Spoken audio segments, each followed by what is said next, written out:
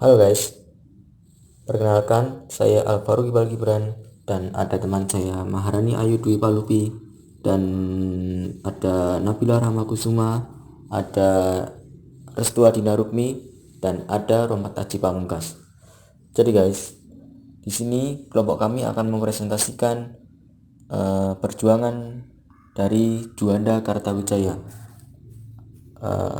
Bagi yang belum tahu siapa Juanda Kartawijaya ini, Juanda Kartawijaya beliau adalah seorang perdana menteri yang pernah menjabat di Indonesia.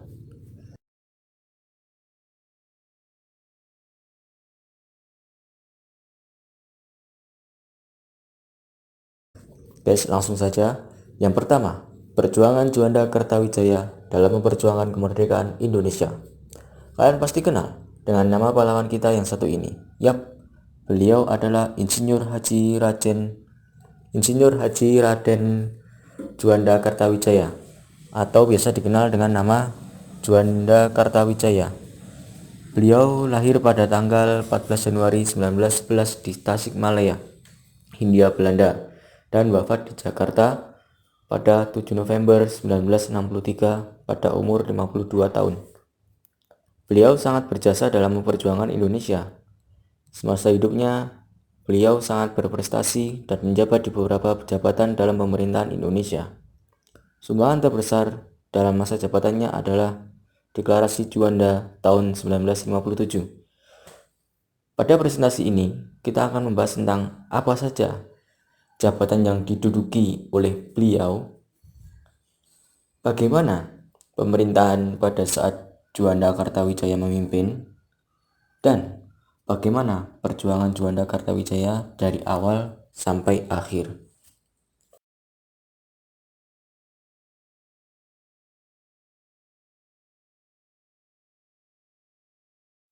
Oke, lanjut ke pembahasan pertama, yaitu awal perjuangan Kartawijaya.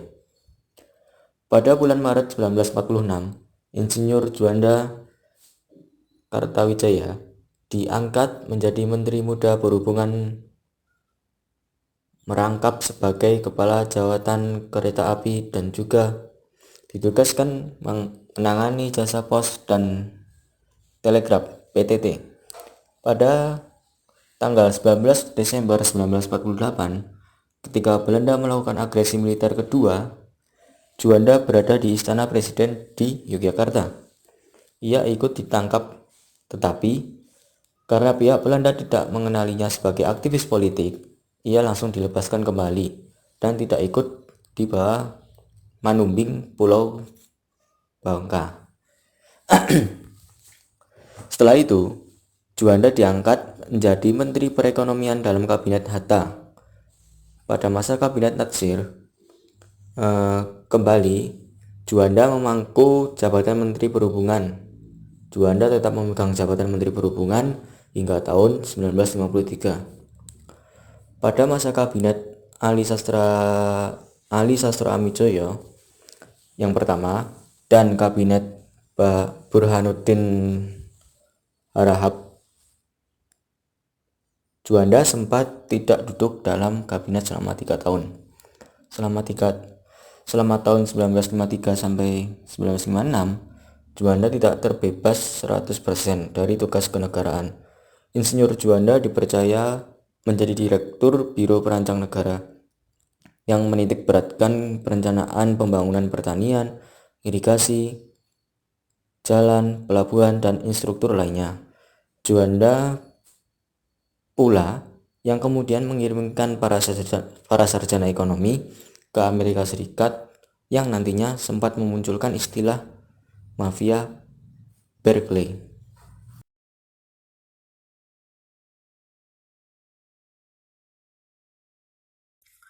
Baik, selanjutnya, Insinyur Juanda muncul kembali di kabinet sebagai Menteri Negara Urusan Perencanaan pada Kabinet Ali Sastro Amijoyo II pada tahun 1957.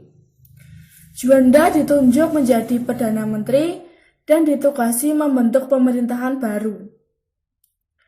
Juanda dibantu oleh 3 orang wakil Perdana Menteri, yaitu Mr. Hardy, Haji Idam Khalid, dan Dr. J. Leimenang. Tugas Juanda sungguh amat berat karena pada zaman itu keadaan bangsa dan negara dalam keadaan berbahaya dan terancam perpecahan. Juanda sempat berhasil menyelenggarakan musyawarah nasional yang berusaha menyatukan kembali Dwi Tunggal Soekarno-Hatta.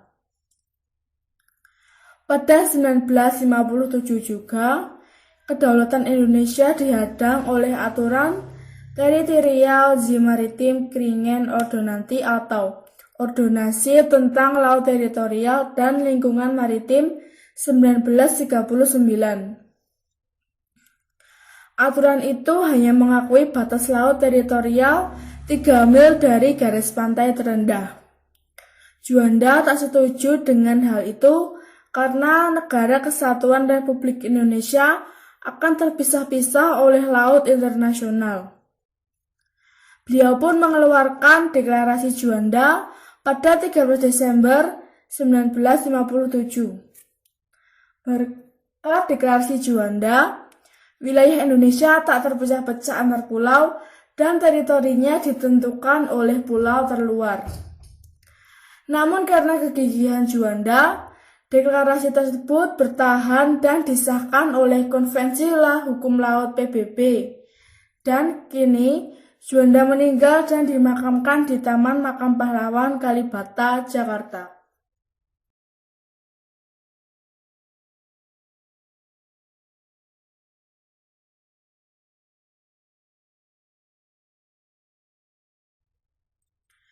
Kabinet pada era Juanda Kartawijaya.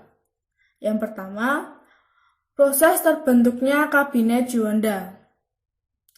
Kabinet Juanda disebut juga Kabinet Karya karena dibentuk bukan berdasarkan pertimbangan politis kepartaian. Kabinet ini juga disebut Kabinet Kerja Darurat Ekstraparlementer. Istilah darurat dilekatkan mengingat kabinet ini dibentuk oleh Presiden Soekarno berlandaskan pemberlakuan keadaan perang dan darurat perang atau SOP pada waktu itu. Selanjutnya, program-program Kabinet Juanda. Yang pertama ialah membentuk Dewan Nasional sesuai dengan konsepsi Presiden sejak Juni 1957 dan membentuk Dapernas atau Departemen Penerangan Nasional. Kedua, normalisasi keadaan RI. Ketiga, melanjutkan pelaksanaan pembatalan KMP. Keempat, perjuangan Irian Barat.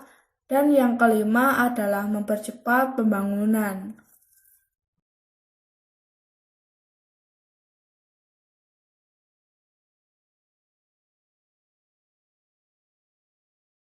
Perkembangan.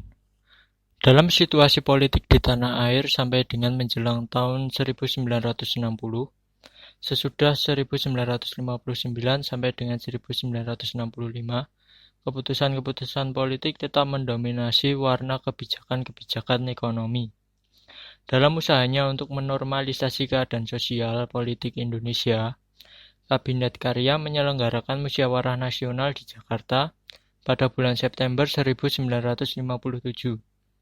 Munas ini dihadiri oleh wakil-wakil pusat dan daerah-daerah, serta Presiden Soekarno dan mantan Wakil Presiden Hatta. Dalam Munas tersebut dibahas mengenai hubungan antara pusat dan daerah yang berangsur-angsur dapat dipulihkan dan menuju satu titik keserasian. Beberapa peristiwa penting pada masa kerja Kabinet Karya antara lain: 1. Perjuangan Irian Barat yang dipimpin oleh pemerintah dan digiatkan dalam aksi pembebasan Irian Barat. 2. Pendirian Gerakan Perjuangan Menyelamatkan Negara Republik Indonesia pada tanggal 10 Februari 1958 dengan Hussein sebagai ketuanya. 3. Pendirian Pemerintah Revolusioner Republik Indonesia atau PRRI tepat setelah berakhirnya masa berlaku ultimatum Gerakan Perjuangan Menyelamatkan Negara Republik Indonesia.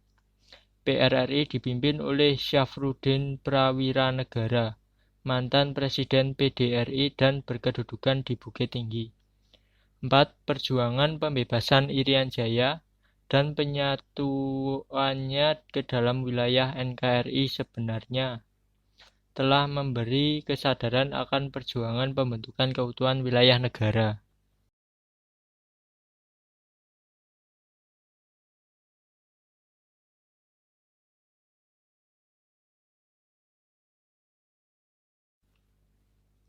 Deklarasi Juanda.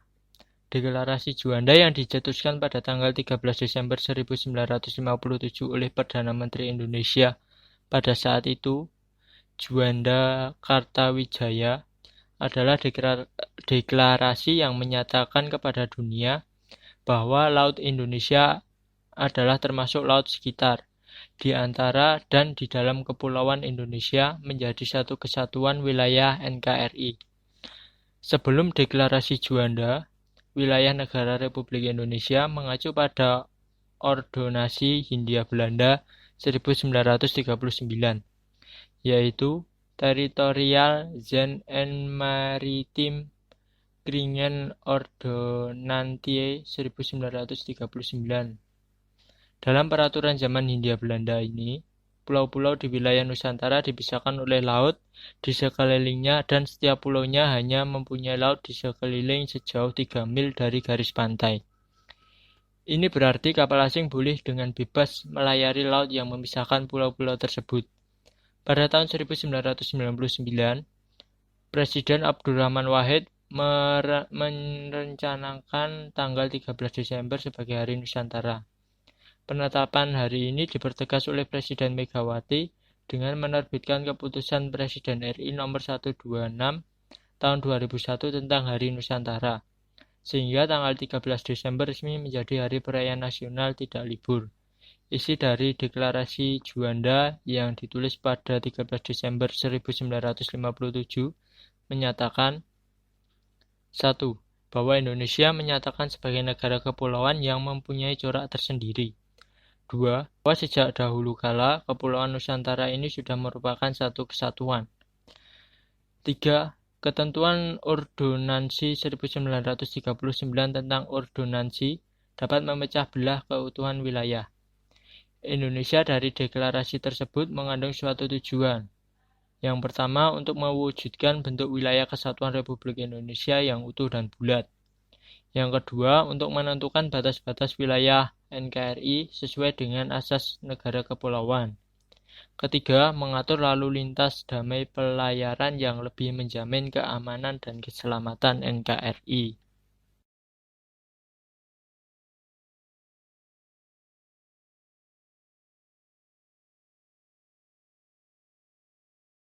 Berakhirnya Kabinet Juanda versi 1. Berakhirnya masa kerja Kabinet Karya berawal dari diterimanya gagasan kembali ke UUD 1945 pada tanggal 19 Februari 1959 yang digelontorkan Nasution dalam Konferensi Komando Daerah Militer pada bulan yang sama. Menurut putusan sidang Kabinet Karya pada tanggal 19 Februari 1969, Presiden akan menyampaikan amanat kepada konstituante berisi permintaan agar UUD 1945 diundangkan kembali. Pihak yang pro bersama pihak militer kemudian mendesak Presiden Soekarno untuk mengundangkan kembali UUD 1945 dengan dekret. Dekret Presiden yang disampaikan tanggal 5 Juli 1959 berisi 1. Pembubaran konstituante, 2. Berlakunya kembali UUD 1945, 3. Pemakluman bahwa pembentukan MPRS dan DPAS akan dilakukan dalam waktu sesingkat-singkatnya. Dengan dikeluarkannya Dekret Presiden 5 Juli 1959, maka sistem demokrasi liberal Indonesia berganti dengan demokrasi terpimpin. Kabinet Karya pun dibubarkan dan digantikan oleh Kabinet Kerja.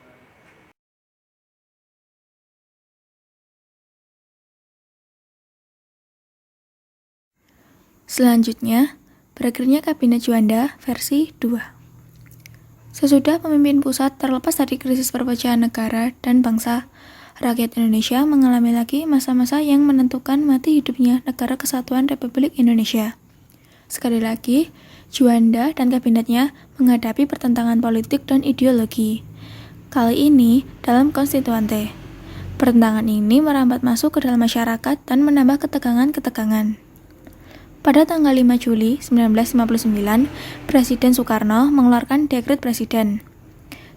Dengan diumumkannya dekret presiden 5 Juli 1959, maka bangsa Indonesia kembali ke Undang-Undang Dasar 1945, sedangkan Undang-Undang Dasar sementara tidak berlaku lagi. Perubahan dalam Undang-Undang Dasar dan adanya penerapan sistem demokrasi terpimpin dalam rangka kembalinya ke Undang-Undang Dasar 1945 memberikan pengaruh dan perubahan yang besar terhadap sistem ketatanegaraan Indonesia. Sistem parlementer yang selama ini dipakai oleh bangsa Indonesia diganti dengan sistem presidensil. Secara otomatis, dengan adanya pembahasan sistem ini, maka presiden akan berperan sebagai kepala pemerintahan di samping sebagai kepala negara. Sehingga Perdana Menteri tidak perlu ada lagi. Maka, Senin tanggal 6 Juli 1959, sehari setelah dikeluarkannya dekret Presiden 5 Juli 1959, Juanda dan Kabinet Karya mengembalikan mandat kepada Presiden. Dengan begitu, maka berakhirlah masa Kabinet Juanda. Sekian dari kelompok kami. Bila ada salah kata, kami mohon maaf. Terima kasih.